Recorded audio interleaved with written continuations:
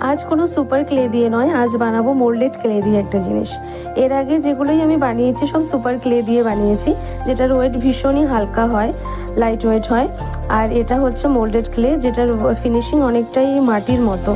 তো এটা দিয়ে আমি বানাচ্ছি আজ হচ্ছে পদ্ম পাতার উপর একটা পদ্ম ফুলের পেন্ডেন্ট বানাচ্ছি। আর এর সাথে আমি বানাবো দুটো ইয়ার টপস। তো এখানে মোল্ডেড ক্লেতে একটা সুবিধে কি, ইচ্ছে মতো কালার করা যেতে পারে, যেটা ইয়ের ক্ষেত্রে হয় না, সুপার ক্লের ক্ষেত্রে। তো মোল্ডেড ক্লেতে এই সুবিধাটা হয়। তো আমি এখানে দুটো পেন্ডেন্টের মধ্যে দুটো হোল করে নিয়েছি। নিচেও আমি পেন্ডেন্টটা এখানে আমি পুরোপুরি ফিনিশিং হয়নি, এখানে আমি শুধু কালার করে রাখবো আর পেন্ডেন্টটা এগুলো রেডি করে রাখবো আর এয়ার টপসগুলো রেডি করে রাখবো। এরপরে আমি নেক্সট কোনো ভিডিওতে আমি তোমাদেরকে এটা কমপ্লিট করে দেখাবো। মানে এই ভিডিওতে আমি শুধু বানিয়ে দেখাচ্ছি, এরপরের নেক্সট কোনো ভিডিওতে আমি এটাকে সেটিং করে দেখাবো। তো এটার আমি কালার করছি পিঙ্ক, মানে পদ্ম ফুলের কালারটা আমি পিঙ্ক রাখছি, আর পাতা তো অবভিয়াসলি সবুজই হবে। তো এইভাবে কালারটা আমি কমপ্লিট করছি।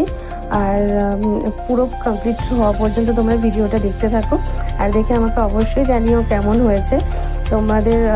তোমরা লাইক করো আর কমেন্ট করে অবশ্যই জানাও কেমন হয়েছে। যদি ভালো লাগে তাহলে আমি চেষ্টা করবো নেক্সট আরও কিছু পেন্ডেন্ট এবং ইয়ার টপস হোক বা ইয়ার রিং হোক এগুলো বানানোর, বা মোল্ডেড ক্লে দিয়ে। কারণ এই মোল্ডেড ক্লে দিয়ে বানাতে আমার ভীষণ ভালো লেগেছে। কারণ এর আগে আমি অনেক ভিডিওতে দেখেছি যে মোল্ডেড ক্লে দিয়ে অনেক রকম জুয়েলারি বানানো যায়।